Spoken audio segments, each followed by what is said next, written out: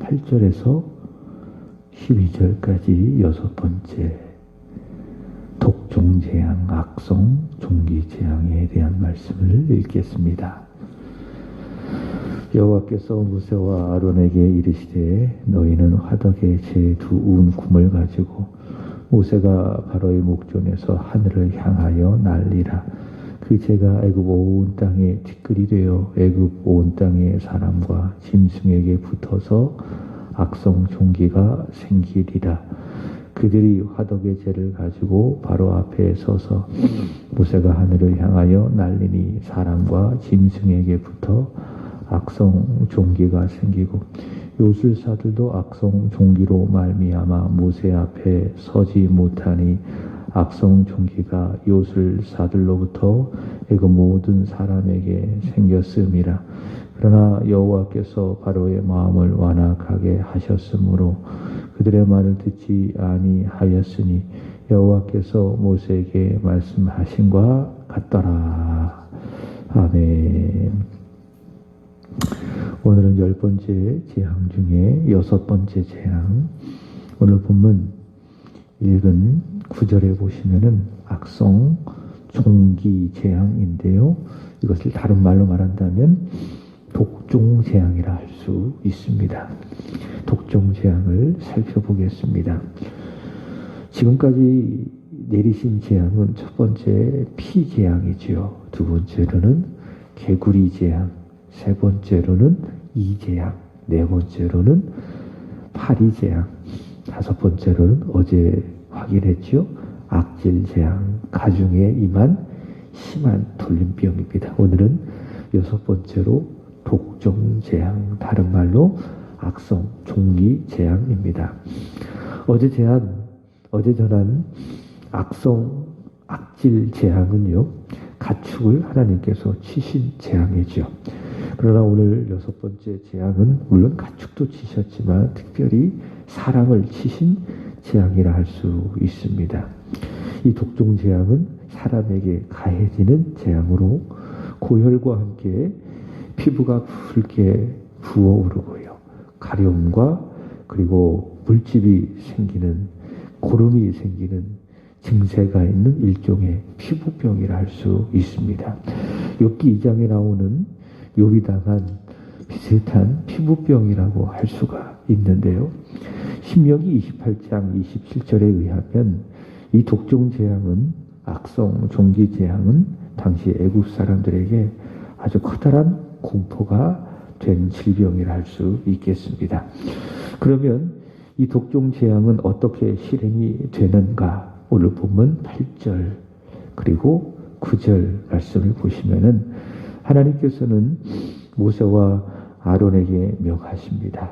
화덕의 제 두 움큼을 가지고 바로의 목전에 가서 바로를 향하여 하늘을 향해 그 재를 날리게 되면 그 재가 티끌이 되어서 사람과 짐승에게 붙어 악성 종기가 된다고 하십니다. 여기서 주목할 것은 악성 종기를 일으키는 재를 내어준 화덕인데요. 화덕이라는 것은 무엇인가? 불을 지펴 태우는 곳이 화덕입니다. 그러니까 이 화덕에서 음식을 만들기도 하고 또 여러 가지 불과 관련되어진 일을 하는 것이 화덕인데요. 이를 통해서 하나님께서는 애굽 사람들이 섬기는 신은 가짜다. 이 가짜 신의 실체를 드러내십니다. 우리가 앞서 살펴보았던 것처럼 피재앙 그리고 악질 재앙까지 공통점이 있다면 애굽 사람들이 복을 준다고 믿는 그런 신들이 있죠. 그 신들은 다 허구다, 거짓이다, 가짜다. 바로 그것을 하나님께서는 이 재앙들을 통해서 드러내십니다. 여기 화덕도 마찬가지입니다. 당시 애굽 사람들은요, 사람들의 병을 치료해주는 신이 있다고 믿었습니다. 그 신의 이름은 타이폰이라고 하는 그런 신인데요. 그 신을 섬겼습니다. 근데 그 신을 달래기 위해서 어떻게 했는가 하면은 바로 요 화덕이에요. 요 화덕에다가 제사를 드렸습니다. 그럼 무엇을 제사했는가? 인신 제사를 드렸습니다. 인신이라는 것은 사람을 말하는 겁니다. 그러니까 사람을 화덕에 불을 태워서 이 타이폰 신에게 제사를 드리면 자신들의 병이 치료받는다. 이렇게 믿었습니다. 근데 지금 상황은 전혀 반대가 된 겁니다. 그 화덕에서 나온 죄가 무엇이 되었습니까? 티끌이 되어서 사람을 공격하는 사람에게부터 커다란 질병을 일으키게 되었습니다. 여러분, 사람의 마음의 질병이지요. 그리고 육신의 질병이지요. 이 질병을 치유하시는 분은 누구십니까? 하나님이십니다. 여기 출애굽기 15장 26절에 의한다면 하나님의 이름 중에 하나가 있습니다. 그것은 무엇인가 하면 여호와 라파.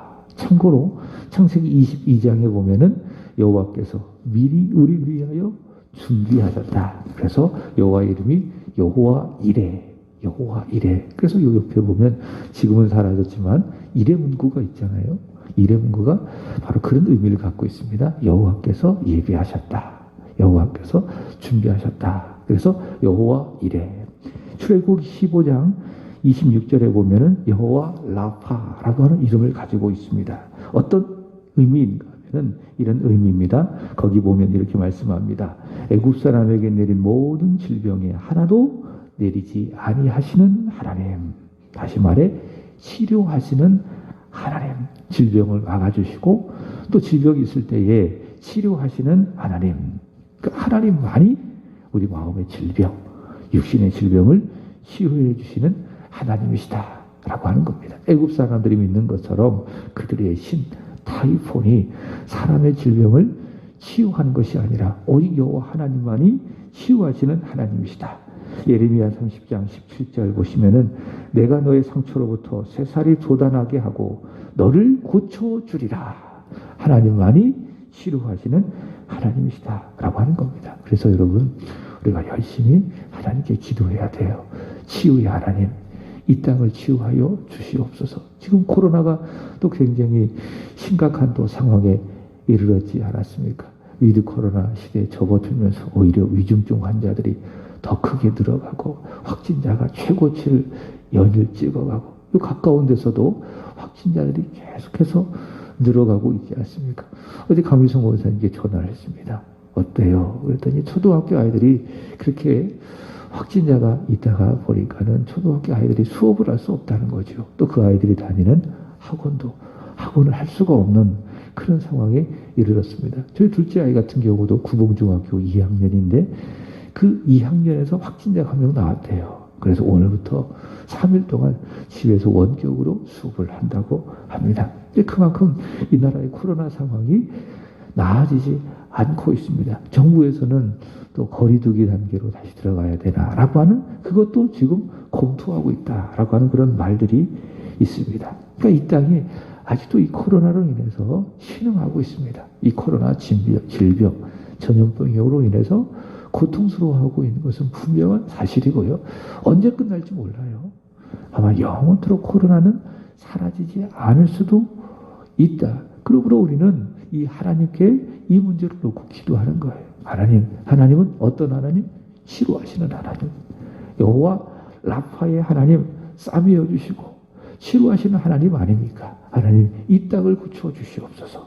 이 코로나로 말미암아 사람들의 마음에 질병이 있고요. 육신의 질병이 있고요. 하나님 치유하여 주십시오. 여호와 라파의 하나님 간절히 기도해야 될 줄로 믿습니다. 예수님께서도 이 세상에 오셔서 행하신 많은 사역 중에 하나가 무엇인가? 치료하시는 사역이죠. 마태복음 4장 23절의 말씀을 보시면은 예수께서 온 갈릴리에 두루 다니사 그들의 회당에서 말씀을 가르치시고 천국 복음을 전파하시고 이런 말씀이 있습니다. 백성 중에 모든 병과 모든 약한 것을 고치시니 기억하십시오. 모든입니다. 사람들이 가지고 있는 모든 병든 것을 예수께서 어떻게 하셨다? 고치셨다. 치료하셨다라고 하는 겁니다. 여러분, 이렇게 사람들의 질병을 치유하는 것은요, 여기 애굽 사람들처럼 사람들이 만들어낸 거짓된 허상, 세상의 신들이 아니에요. 그러니까 세상 신들에게 찾아가서 그들이 만들어낸 허상 이 신에게 아무리 찾아가서 고쳐달라고 구해봐야 고쳐줍니까? 못 고쳐줍니까? 못 고쳐줘요. 그 실체가 없는데, 대상이 없는데 그게 어떻게 고쳐주는 거예요? 또 여러분, 의학 기술도 치료하는 것이 아닙니다. 오직 여호와 하나님만이 치료하시는 하나님이시다. 그분은 여호와 라파의 하나님, 하나님께서는 의학을 통해서 치유하시는 거예요. 그게 우리의 믿음이에요. 우리 병원 안 가는 게 아닙니다. 아프면 어떻게 해야 돼요? 병원 가야 돼요. 의사 만나야 되고 진찰을 받아야 되고 약 처방 받아야 되고. 그러나 우리 믿음은 무엇입니까? 하나님이 저 의사를 통해서, 저 의사가 처방해주는 저 약을 통해서 나를 치료해 주신다라는 믿음을 갖는 겁니다. 그래서 약 드실 때마다 하나님께 기도하세요. 하나님, 하나님은 어떤 하나님? 여호와 라파의 하나님, 치유하시는 하나님 아닙니까? 하나님 치유해 주세요. 치료해 주세요. 하나님께 기도해야 될 줄로 믿습니다. 그럼 하나님이 들으시는 거예요. 하나님의 때에 우리를 치료해 주는 것입니다. 9절부터 10절 말씀을 보시면은 그 치료를 준다라고 하는 화덕의 신, 그 신이 사람들에게 치료를 주는 것이 아니라 오히려 거기로부터 재가 나오고 그것이 온 땅에 티끌이 되어서 온 땅의 사람들과 짐승에게 붙어서 악성 종기, 악질, 독종 재앙이 된 것입니다. 자, 그런데 11절 말씀을 보시면은 재미있는 내용이 기록이 되어지고 있습니다. 자, 화덕에서 재 있었어요. 재가 움큼이 있었어요. 두 움큼이 이렇게 모세가 그리고 바로 앞에 가서 이렇게 쫙 뿌리는 겁니다. 그럼 그게 뭐가 됐다고? 티끌이 탁 돼가지고 애굽 사람 저녁에 쫙 퍼져가지고 사람들에게 붙고 가축에 붙어서 그게 뭐가 됐다고요? 악성 종기, 독종 재앙이 되어졌는데 11절에 보시면 재미있는 내용이 기록되어지고 있습니다. 요술사들도 악성 종기로 말미암아 모세 앞에서 서지 못했다라고 하는 재미있는 내용이 기록되어지고 있습니다. 악성 종기가 요술사로부터 애굽 모든 사람에게 생겼다. 그래서 막 이 악성 종기 때문에 여기저기 피부에 막 고름이 생기고 물집이 생기고 막 긁고 정말 고통스러워하는 그런 현상이 벌어졌는데 그 중에 누가 있다고요? 요술사들이 있었다라는 겁니다. 애굽의 요술사들은 어떤 존재인가? 우리가 앞서 살펴보았던 것처럼 지팡이를 뱀으로 만들고 또 피 재앙을 따라했죠. 개구리 재앙을 따라했죠. 개구리 재앙까지 흉내를 냈습니다. 그렇지만 세 번째 재앙, 이 재앙부터는 흉내를 내지 못했습니다. 출애굽기 8장 19절의 말씀을 보시면 그들이 인정을 한 겁니다. 이는 하나님의 권능입니다. 할 수 없으니까는 자신의 무능함을 고백하면서 지금까지 우리는 흉내를 냈다. 오직 하나님만이 내리신 것이 하나님의 권능이다라고 바로에게 인정을 했던 존재가 애굽의 요술사들입니다. 그런데요, 이 독종 재앙이 퍼지자, 악성 종기 재앙이 퍼지자 그들은 어떻게 합니까? 흉내조차 내지 못하죠. 오히려 자신들이 그 독종 재앙에 전멸이 당하고 맙니다. 이것은 두 가지를 보여줍니다. 애굽의 요술사들이 독종 재앙에 걸렸다. 악성 종기 재앙에 걸렸다. 두 가지를 말해줍니다. 첫 번째로는 애굽 요술사들의 거짓과 무능의 실체가 완전히 드러났다라는 겁니다.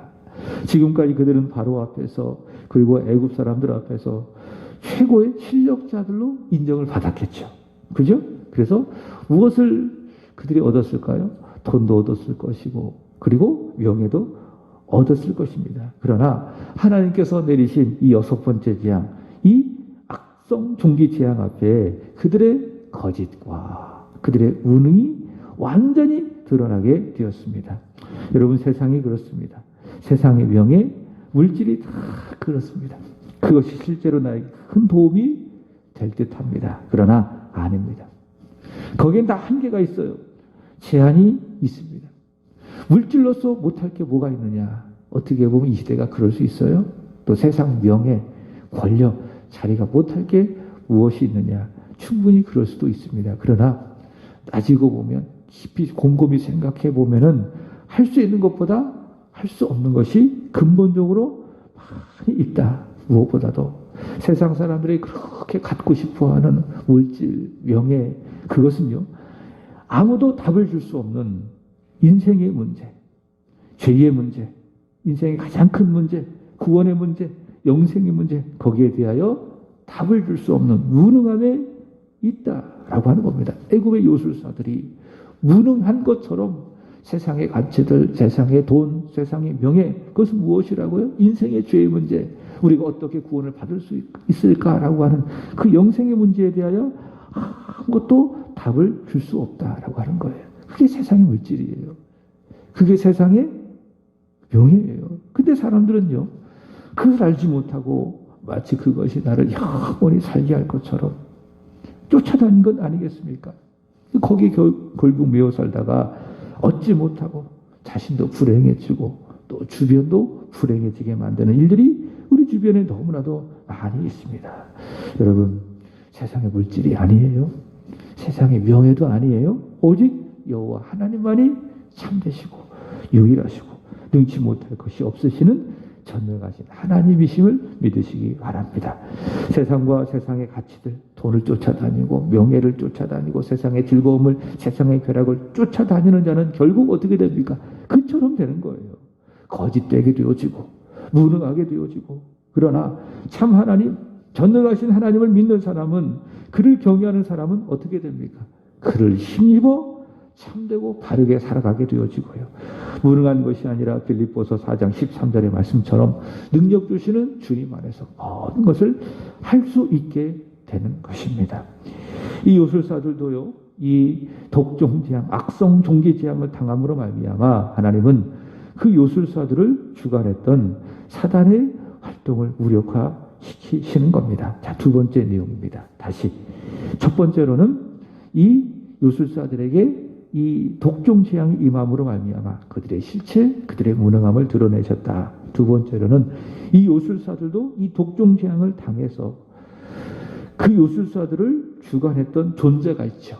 사탄. 이 사탄의 세력을 무력화시켰다라고 하는 거예요. 이게 두 번째 의미입니다.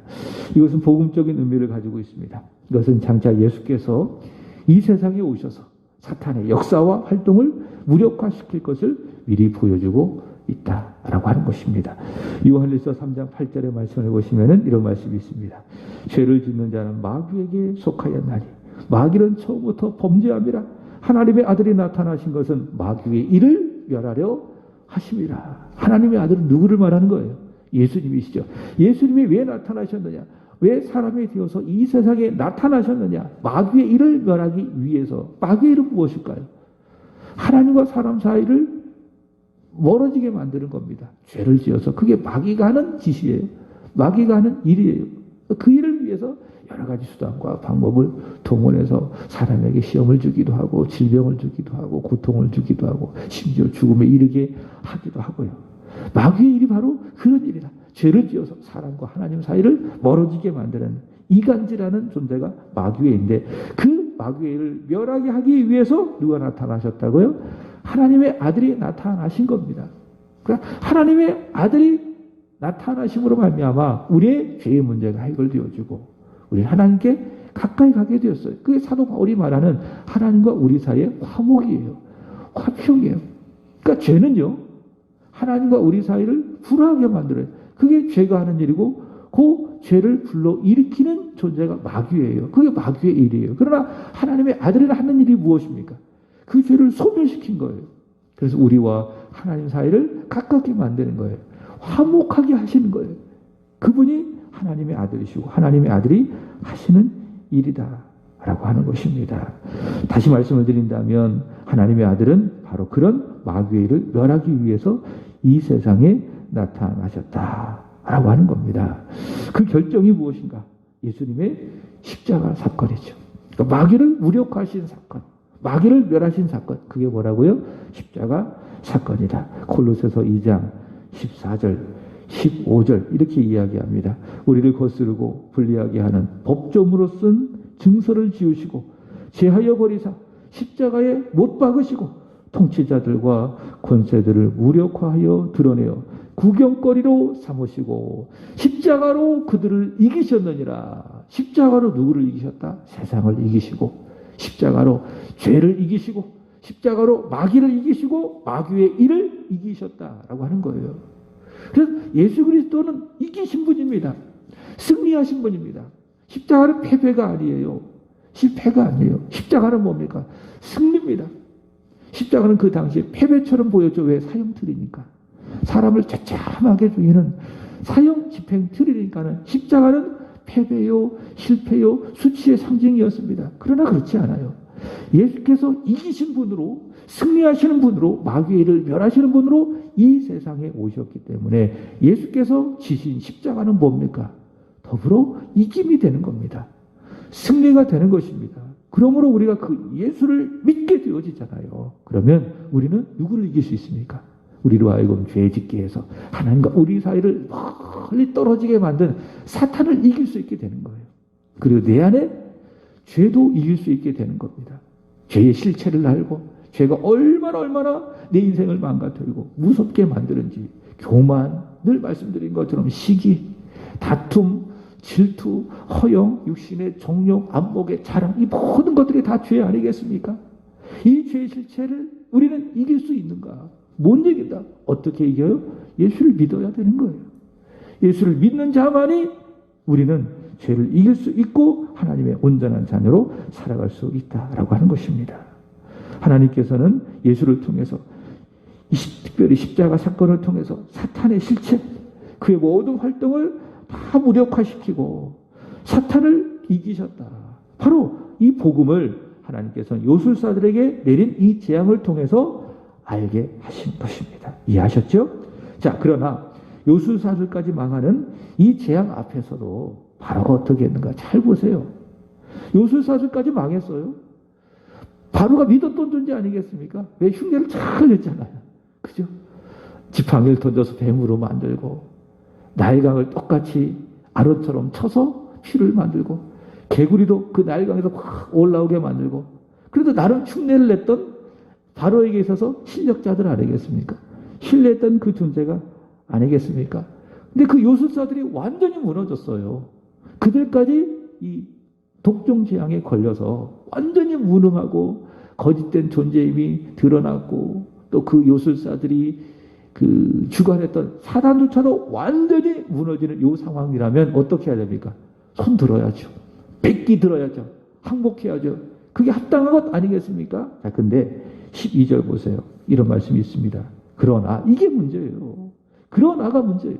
어떻게 됩니까? 그래서 바로는 순종했다. 이렇게 해야 될 것 아니겠습니까? 근데 어떡합니까? 그러나 여호와께서 바로의 마음을 완악하게 하셨으므로 그들의 말을 듣지 아니하였으니 여호와께서 모세에게 말씀하신과 같았더라. 이 말씀을 우리는 잘 이해해야 되는 거예요.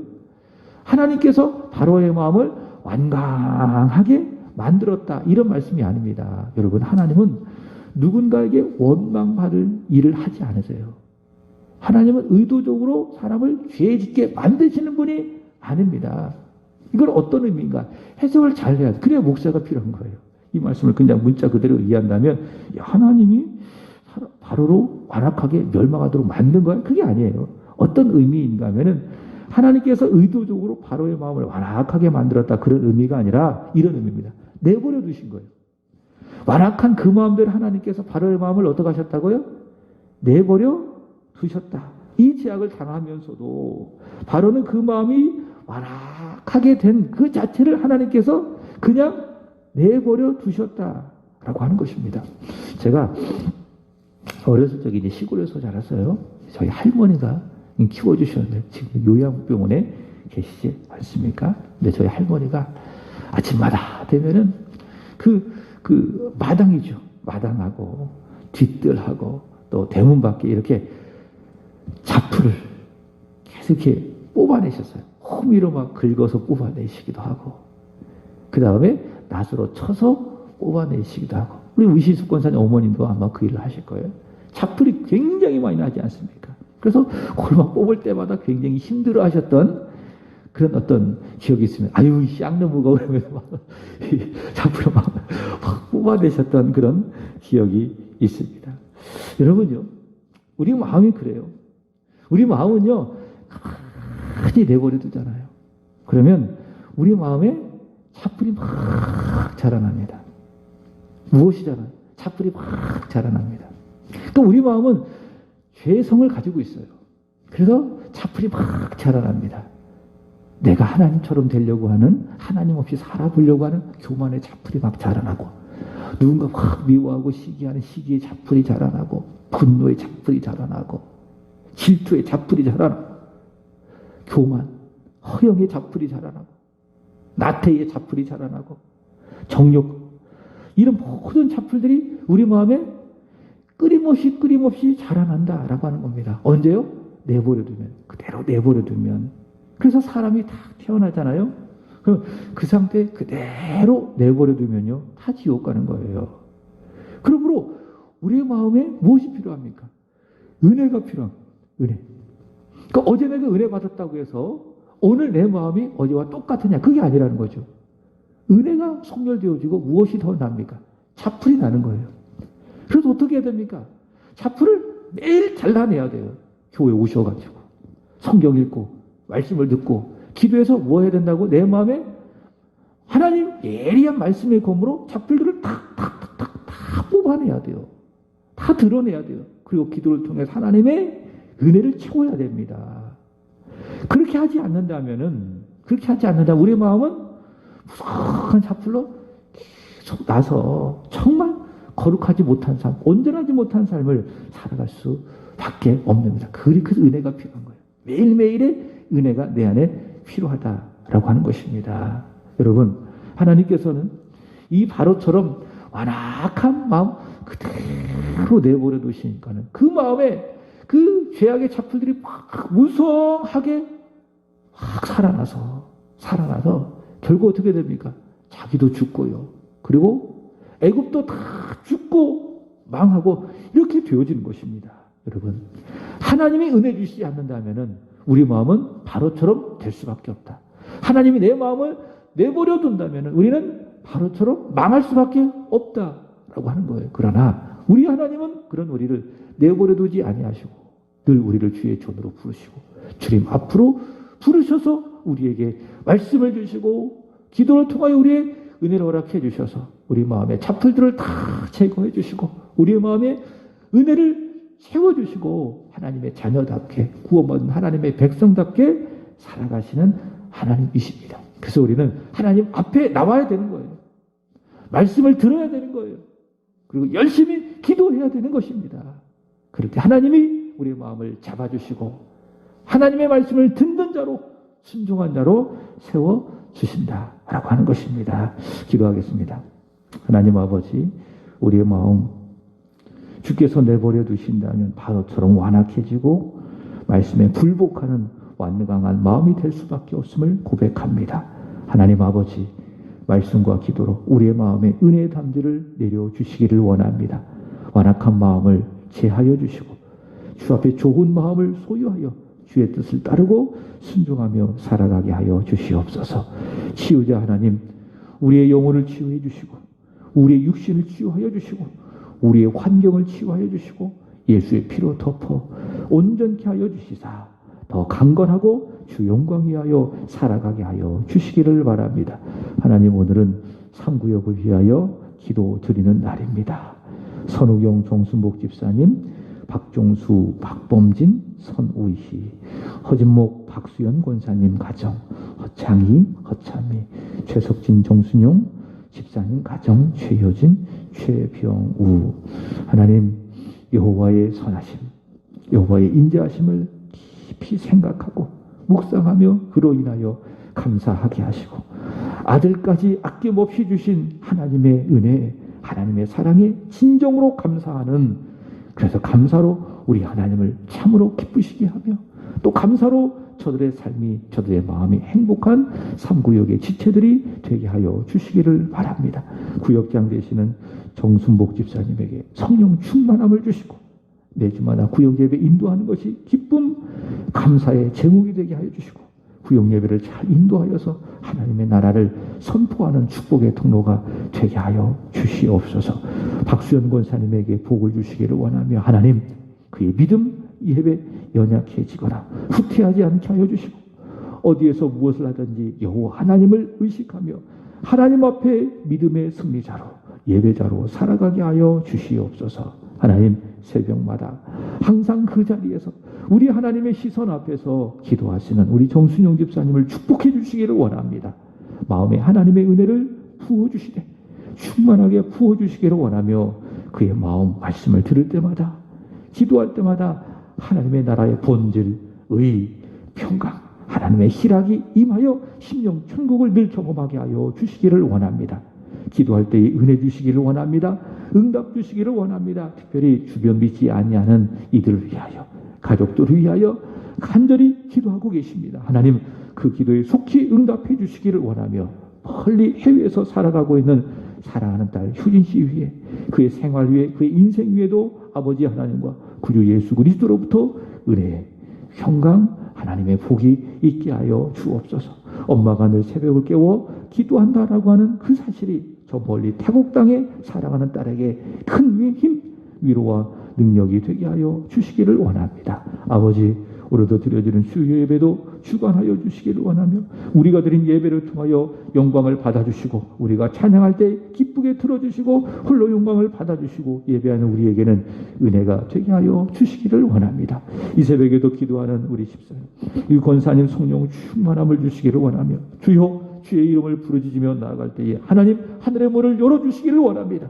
기도의 문을 열어주시기를 간절히 원합니다. 아버지, 그리하여 은혜 충만, 성령 충만, 응답 충만, 새힘 충만, 행복 충만, 감사 충만 되게 하여 주옵소서. 감사하며 구주 예수 그리스도의 이름으로 기도하옵나이다. 아멘.